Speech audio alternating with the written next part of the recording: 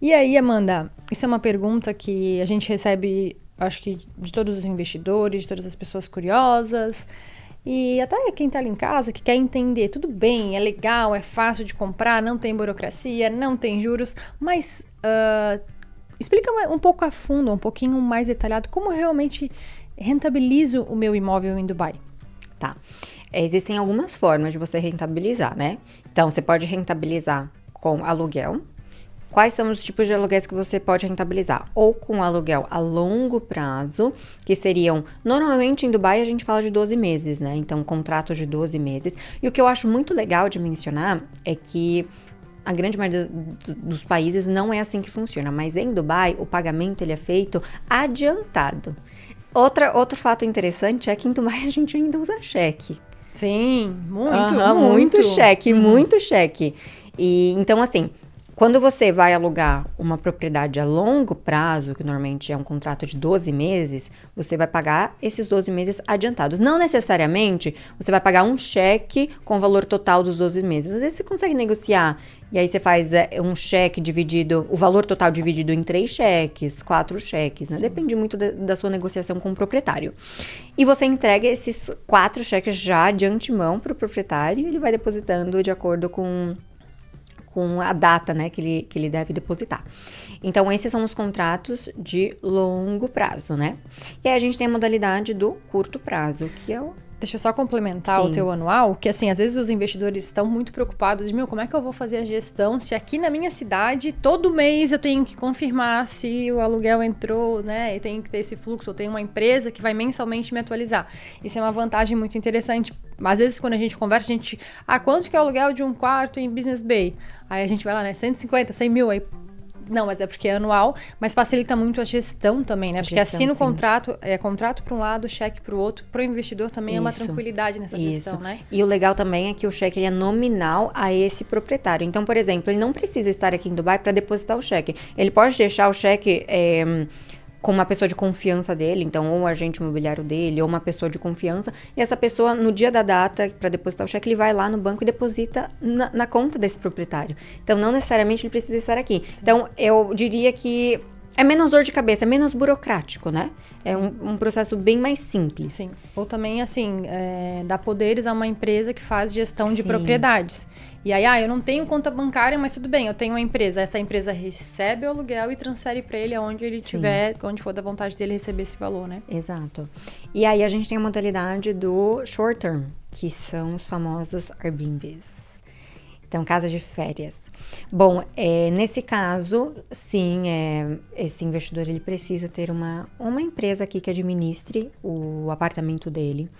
Então, ele precisa de uma licença, primeiro de tudo. Não é só ter o apartamento e colocar ali no Airbnb. Ele precisa de uma licença para isso. Você quer explicar um pouco mais a... Posso. É que assim, ou ele pode ter a gente tem várias empresas que fazem alocação de curto tempo, não só no Airbnb, mas em vários outros websites, plataformas, que essa empresa faz toda a gestão. Então, ela vai lá, faz um checklist, seu imóvel tem tudo, precisa disso, faz toda a recepção, enfim, faz todo o serviço e só presta contas. Essa empresa vai cobrar um determinado valor sobre o rendimento do imóvel.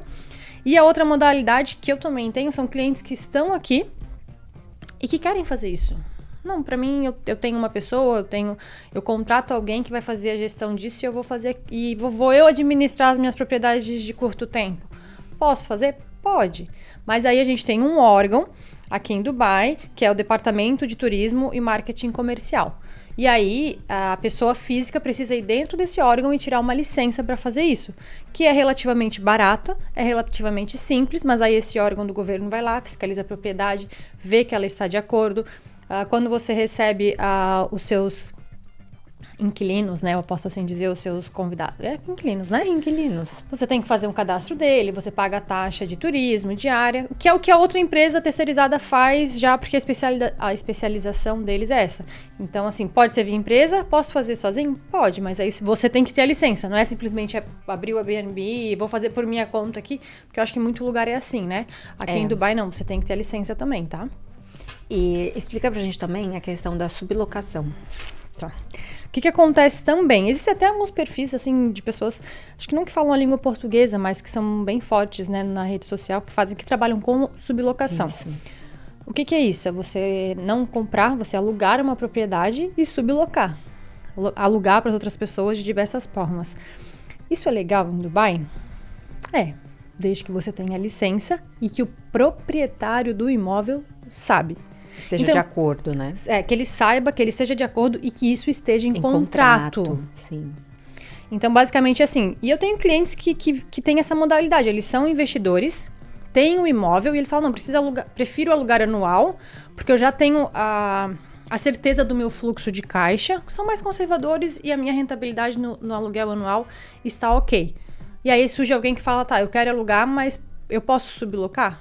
Pode. Se ele aceitar, e o meu cliente aceitou, você tem uma cláusula no contrato que diz, eu permito que faça sublocação, desde que entregue o imóvel nas mesmas condições que ele está, os móveis também. E basicamente é isso. Aí essa pessoa vai ter a licença, essa pessoa tem um contrato e ela pode sim sublocar. E aí acaba sendo um outro negócio, né? Acaba sendo um quarto tipo aí de rendimento, mas que tem que ser realmente focado. E aí a gente tem que... Eu acho que é difícil a pessoa fazer isso sem ela estar aqui, né? Sim. Mas é possível nesses termos, tá? Quando a gente vai pra...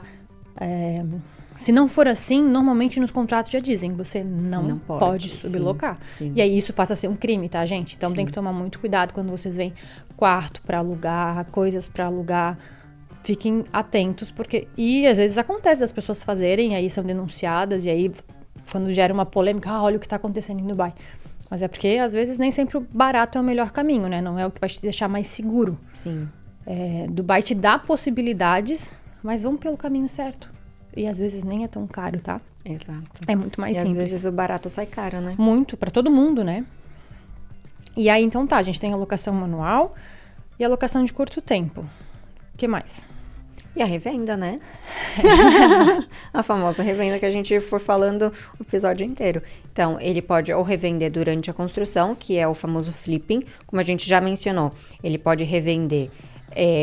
A regra no DLD é uma vez que esse investidor pagou 30%, mas cada construtora vai ter também a sua própria regra. Então, umas construtoras dizem que quando esse investidor pagou 40%, outras 50%, vai depender muito de cada construtora. Uma vez que ele atingiu esse valor pago, ele já pode colocar no mercado, revender. Durante esse processo da revenda,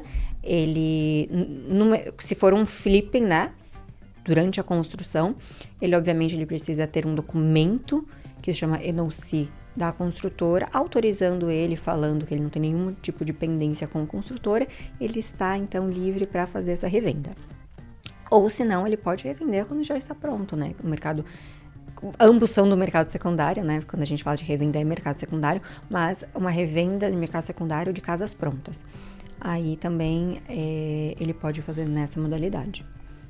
Amanda, e uma coisa que a gente já falou, mas às vezes a gente vai falando no contexto da conversa, assim. E eu sempre ainda escuto esse questionamento, e você deve escutar também. Dubai não tem impostos, certo? Para pessoa física. Então, quais são os custos, além do custo do meu imóvel, que eu realmente vou ter que pagar no mercado do off-plan, no mercado secundário? O que realmente significa não ter impostos? Então tem taxa, tem alguma coisa. O que se paga? Bom, vamos começar desde o princípio. Quando a gente fala do mercado off-plan, você não vai ter nenhum imposto, não tem IPTU, não tem nenhum tipo de imposto anual. Porém, quando você compra um imóvel, tanto no mercado secundário ou no mercado off-plan, você paga 4% para o DLD, para o Departamento de Terras de Dubai, para registrar essa propriedade no seu nome, tá? Então, isso é fixo, não muda, 4%. Se for, no caso, um off-plan, projetos em construção, durante a construção, durante o plano de pagamento, não existe nenhum reajuste, não existe nenhum tipo de acréscimo. Uma vez que o imóvel está pronto, ele vai começar a pagar a taxa de condomínio. Para imóveis prontos, já está pagando taxa de condomínio, que é o único custo que ele vai ter do imóvel para a construtora ou para a empresa que está administrando o projeto. Eu esqueci de um detalhe para off-plan, né? Tem também a taxa administrativa. Então, essa taxa administrativa vai depender muito da construtora. E o que cobre? O OCUD, que é o certificado de propriedades em construção e a taxa administrativa, né, que é incluso. Algumas construtoras cobram 2.000 dirhams, outras 2.500, outras 3.000 dirhams. Vai depender da construtora. Agora, voltando para a taxa de condomínio. Em Dubai, diferente do Brasil, quem paga o condomínio não é o inquilino, e sim o proprietário. Então, esse vai ser um custo que o proprietário vai ter. Agora, já que a gente mencionou de aluguéis de longo prazo e de curto prazo, se esse proprietário ele está alugando a longo prazo, quem vai arcar com todas as contas, água, energia, gás, é o inquilino. Anual, né? Anual, a longo prazo. Anual é o inquilino. Agora, se for a curto prazo, Airbnb, casas de férias, quem vai arcar com todas essas contas é o proprietário. Então, não tem imposto, mas esses são os gastos, né? Que esse investidor vai ter ao decorrer dos anos, né? Sim. E aí, se ele quiser comprar um imóvel no mercado secundário, no mercado de revenda, além disso que você já falou, tem mais algum custo? Sim. Vai ter o custo. Bom, ele vai ter que pagar os 4%. Isso é fixo, tá? Não importa aonde está comprando propriedade, isso é fixo. Vai ter que pagar 2% para a agência, então a comissão da agência. Vai pagar também o Trust Office, que é basicamente a taxa do cartório. E é isso.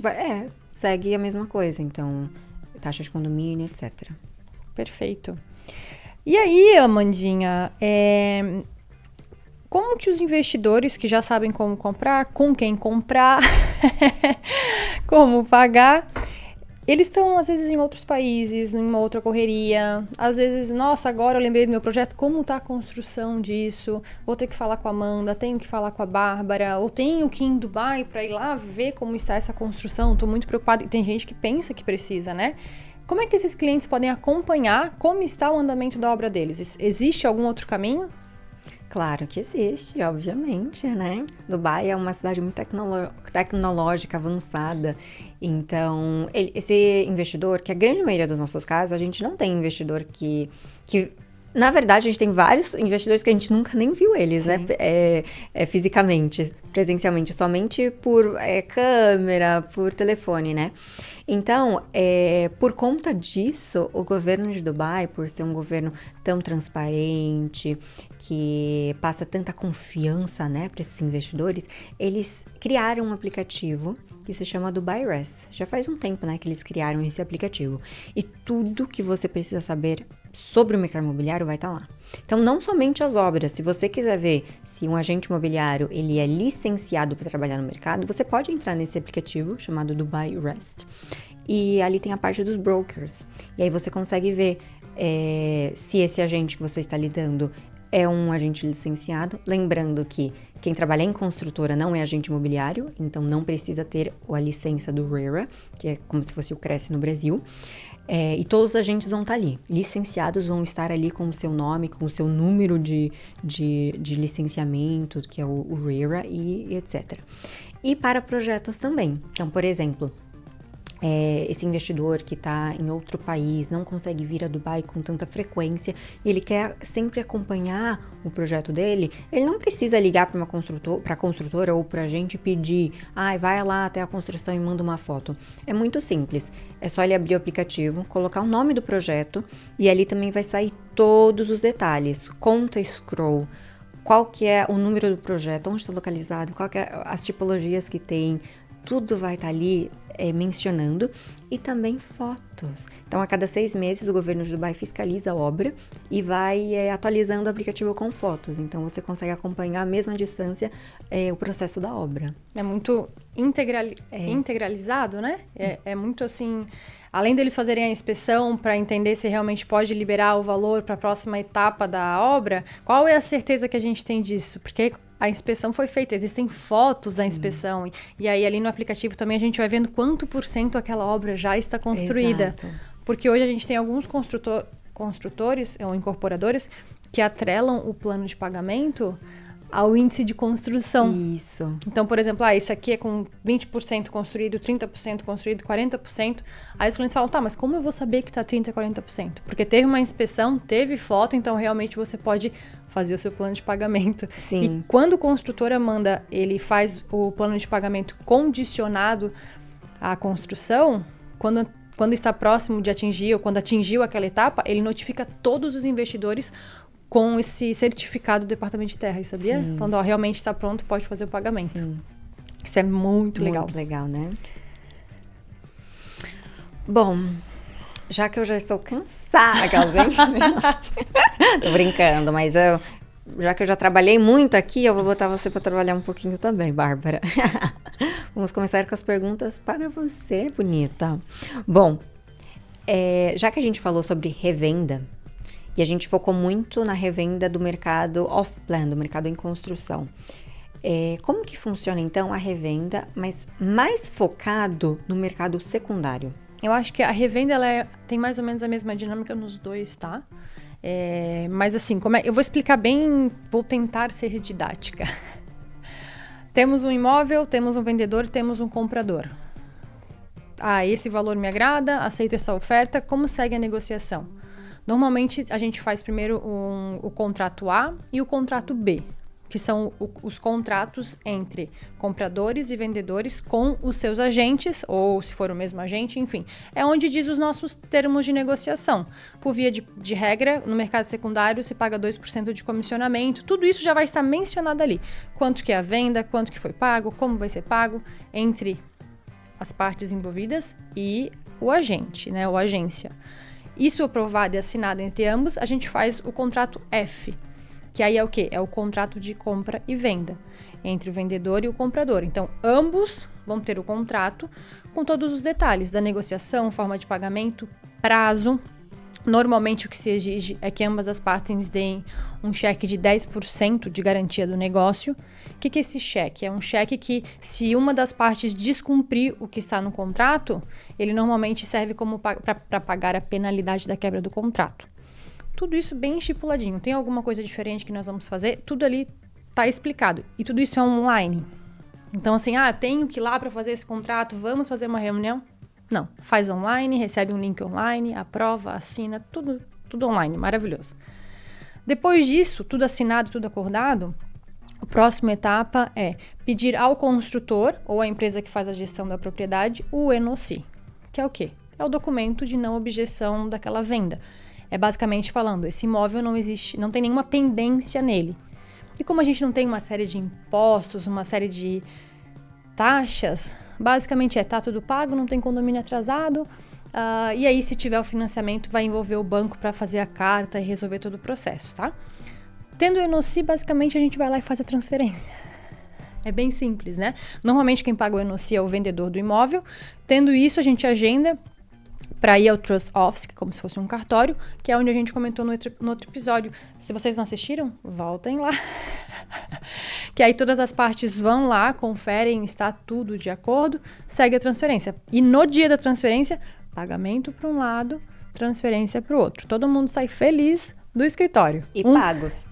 Um com a sua escritura e outro com o seu...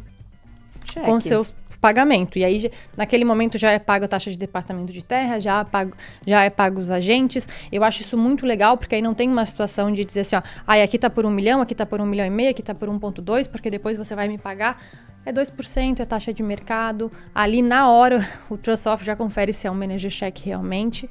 E aí, basicamente, é isso. Quando envolve banco, aí a gente traz o banco, que vai trazer a carta de financiamento, ou também, se a propriedade está financiada, ela pode sim ser revendida, mas aí a gente vai realmente chamar o banco, tem todo um trâmite legal do banco, de fazer as cartas, de informar valores.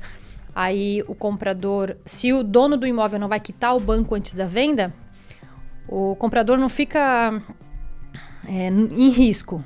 Ele pode sim pagar aquele financiamento e seguir com o restante, mas tudo isso acontece no dia da transferência. Então é como se ele tivesse pago o comprador. Assim, é um pouquinho mais extensa essa explicação, é muito simples, mas essa é a dinâmica. E eu acho que eu não esqueci de nada, mas esses são os documentos e as etapas. Então, é um processo que às vezes demora aí 1, 2 meses, mas é por conta de tem que pedir documento, tem que confirmar a NOC, leva tempo, às vezes 1, 2 semanas. Mas é isso, é só isso. Simples. Perfeito. Bom, como a gente entrou mais em questões burocráticas, no outro episódio a gente mencionou sobre casais que querem fazer o Golden Visa aqui em Dubai, né? E a gente mencionou também de ter uma certidão de casamento validada aqui nos Emirados Árabes Unidos. Como que é esse processo para validação desse documento? Legal essa pergunta, porque a gente trouxe que hoje, antes, né, uma das pessoas tinha o Golden Visa, ou visto, e o outro fazia aquele visto, a outra parte tinha o visto ligado, né? Sim. E agora eles conseguem, se forem casados e certificados nos Emirados, ter vistos independentes. Mas não é só, a gente é casado no nosso país, está aqui o certificado. Isso tem que ser validado aqui. Então, as pessoas que casam aqui já têm isso meio que automático, mas quem casa na sua embaixada, não é só isso, tá, gente? Quem casa na sua embaixada tem que pegar essa certidão de casamento e trazer para Dubai e validar também nos Emirados. Não muda o processo, tá, Amanda? Mesmo quem tá casando aqui em Dubai. E aí, como é que funciona, né? Para quem não está aqui ou que, enfim, que já foi casado no Brasil ou em outros lugares. Pega essa certidão de casamento, faz a tradução juramentada. É preciso ir na embaixada, que a gente fala, no órgão dos Emirados Árabes no país. Por exemplo, no Brasil eu tenho certeza que Consulado, né? Perfeito. No consulado árabe no país, no Brasil eu tenho certeza que em Brasília tem, eu não sei se algum outro estado tem. Então, você vai pegar certidão de casamento, a tradução juramentada, envia para fazer a validação e a certificação lá. Depois, esses documentos originais precisam vir a Dubai e aqui a gente faz a validação no órgão responsável por isso. A validação basicamente é simples, mas a gente precisa passar por todos esses processos. E aí no meio do caminho vai traduzir para o inglês, depois traduz para o árabe. Mas só é possível se considerar uma pessoa casada nos Emirados depois dessa certificação. Não basta ter só o certificado de casamento no seu país de origem. Bom, já que a gente falou também... A gente falou um pouquinho hoje sobre residentes, não residentes. Um não residente pode abrir conta bancária aqui nos Emirados Árabes? Pode. Assim, o não residente investidor pode. Quando ele...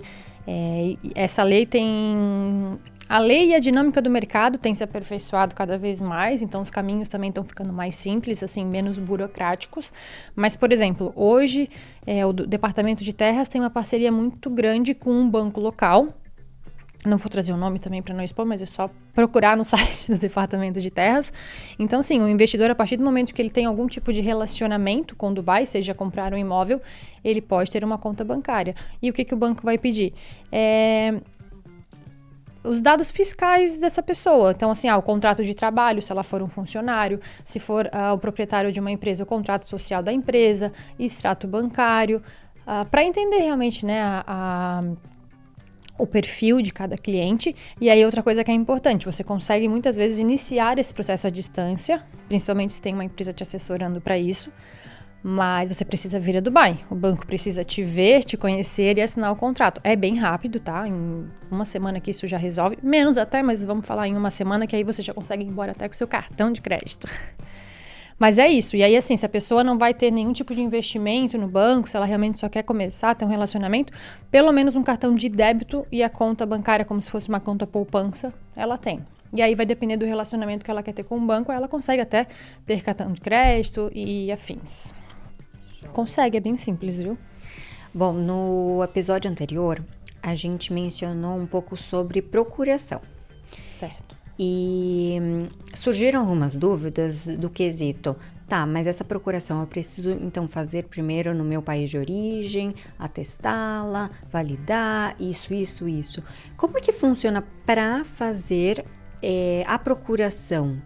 Como que funciona todo esse sistema da procuração? É simples, tá? Diferente da validação do documento do menor de idade e da certidão de casamento, não precisa e nem deve ser feito no país de origem desse investidor ou, enfim, dessa pessoa. A gente tem várias empresas competentes aqui em Dubai e até é bom frisar, né? Que eu e a Amanda, a gente traz assim, com base no nosso conhecimento, com base nos nossos estudos. Isso não quer dizer que nós sejamos as donas da verdade, tá, gente? Isso também em todos os assuntos, né, Amanda? Então, existem empresas que são especializadas em fazer a procuração.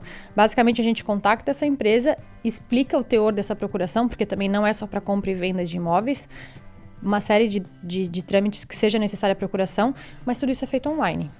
Então, assim, eles fazem a procuração, você analisa a prova, se tudo está de acordo. Se está de acordo, eles agendam uma chamada com o órgão responsável do governo e você faz online.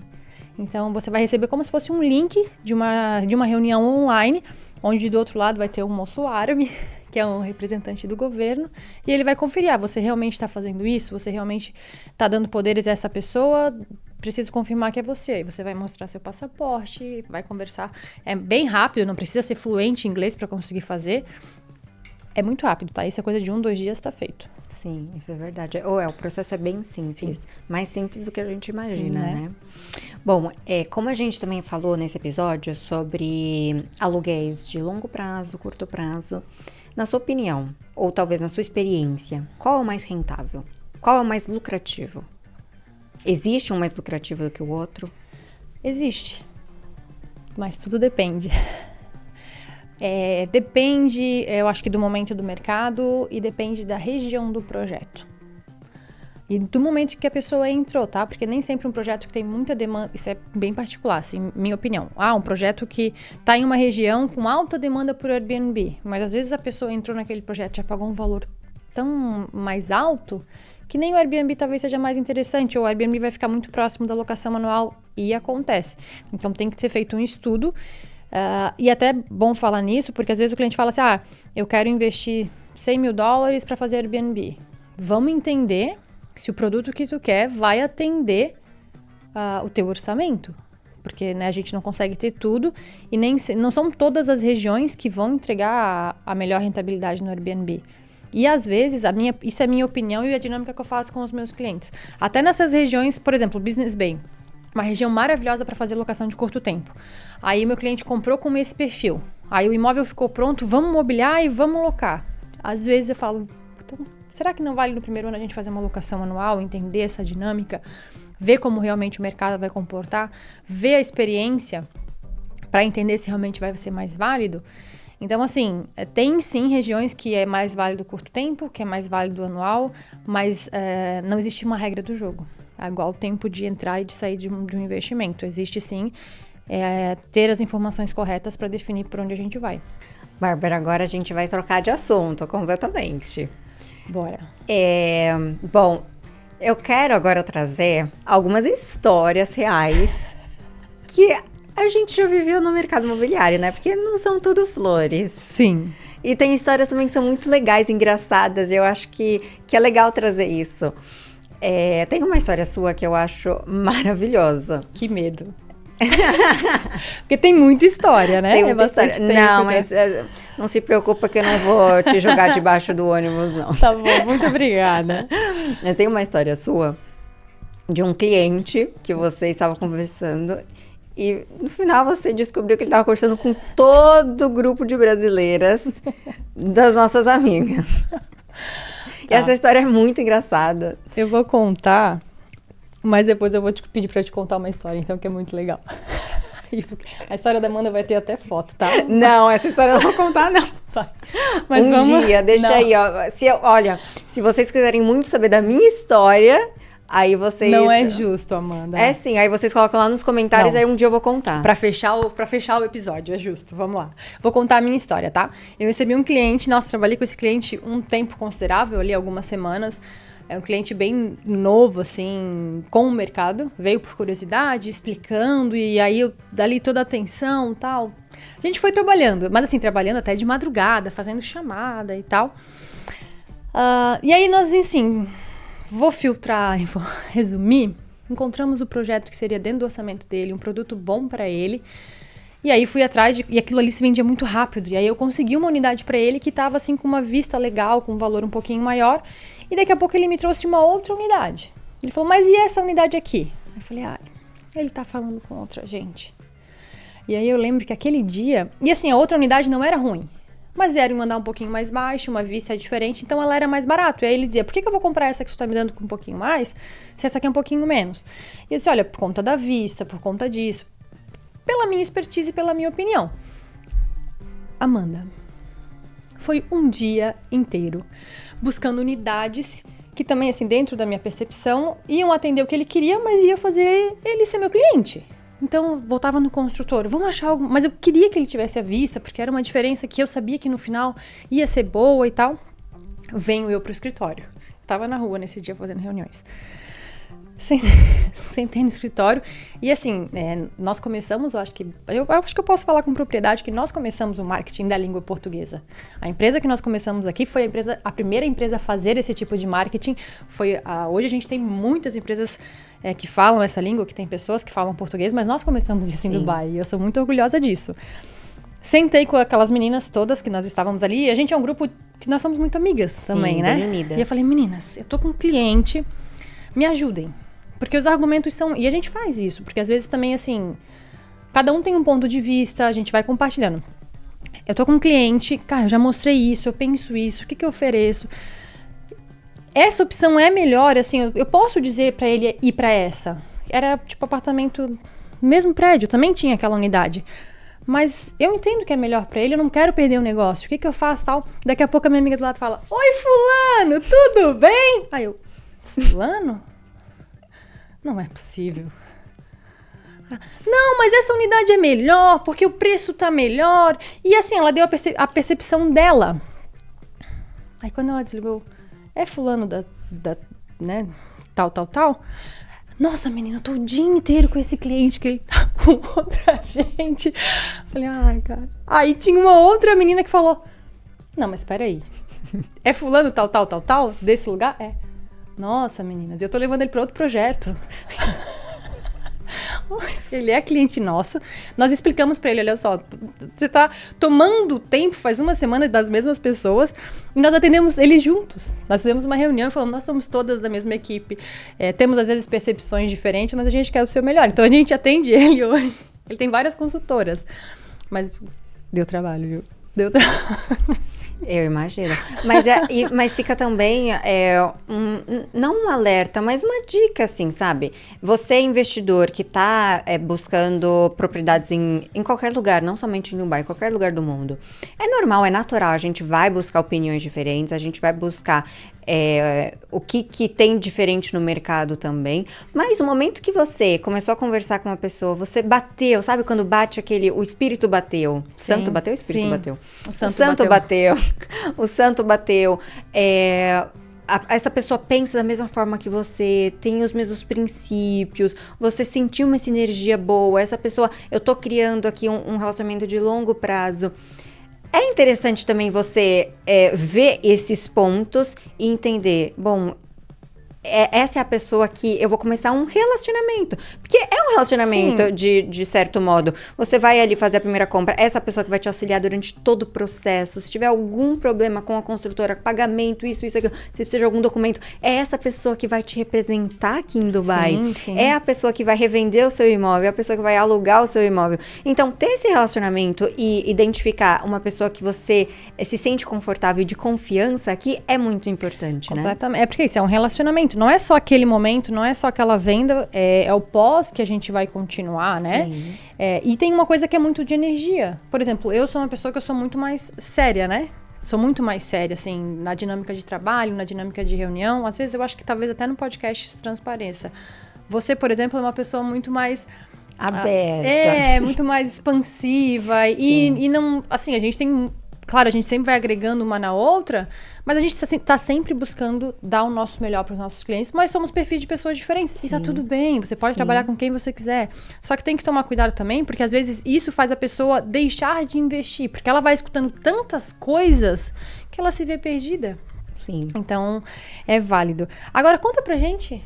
Não, essa história é muito humilhante. Não. Olha, sabe por que eu acho que é legal contar? Porque assim, ó, quem nunca teve um contato e tá pensando em conversar com a gente, no fundo vai dizer, pô, isso é interessante. Interessante. A próxima vez gente, ó, tem uma frase que uma amiga nossa, muito querida, beijo Ana Amélia, ela sempre fala, o mercado imobiliário, antes de deixar rica, te humilha. E essa minha história é exatamente isso. Mas conta, é legal, não é? Não, essa história... Ai, que vergonha. Você quer que eu comece? Tá, eu vou começar. Olha, não ia... Olha como ela é boa vendedora. Já me convenceu a contar a história que eu nem queria, mas vamos lá. Não, Muito calma, tempo eu vou sair atrás. de rude. Não, gente, Não, é uma história... É que é brincadeira. uma história engraçada. E é válido pra vocês entenderem também o que a gente passa. E o que a gente faz pelos clientes, tá? Claro, sem jamais ultrapassar nossos valores e princípios, não, com certeza, tá? com certeza. Mas, bom, quando a gente começa no mercado imobiliário, não só no mercado imobiliário, mas em qualquer área que a gente vai começar, a gente quer mostrar serviço, né? Sim. Então, a gente vai no além, a gente faz o extra. E quando eu comecei no mercado imobiliário, obviamente, eu queria, assim, dar o meu melhor. E é normal, a gente não tem experiência. Então, qualquer coisa que as pessoas falam pra gente, a gente se ilude.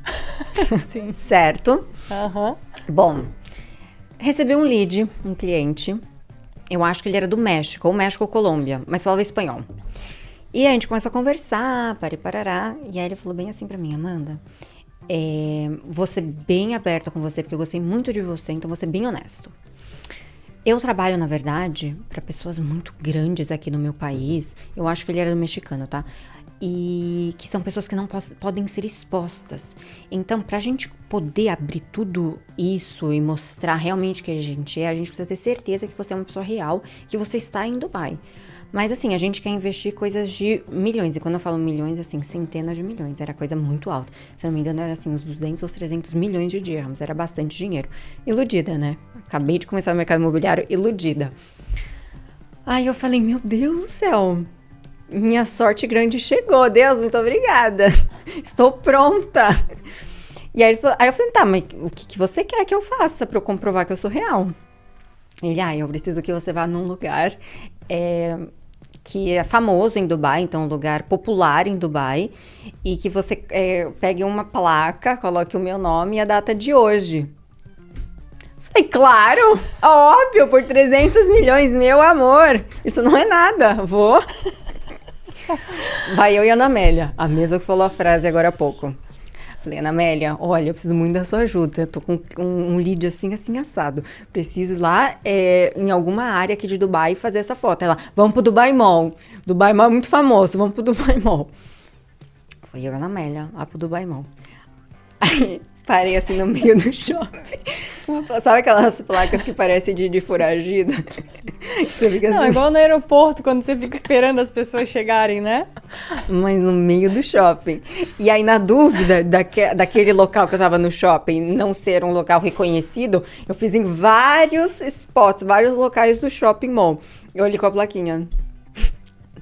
Ai, gente. Eu não sei se eu vou tentar, tá, gente? Para o nosso bem, eu vou tentar convencer a Amanda até a edição e até esse podcast lá. Colocar essa fotinho aqui, ó, nosso editor. Coloca a fotinho aqui, ó, da Amanda com a placa do Pai Mal. E assim, né, Amanda? Quantos milhões ele comprou? Total de 0. Fui iludida com sucesso. Mas assim, são experiências, sabe? Sim, não, e a gente vai aprendendo. Claro, claro. E a gente já sabe, assim, a próxima conversa que você recebeu dessa, você já entendeu, né? E se precisar, a gente vai, mas assim...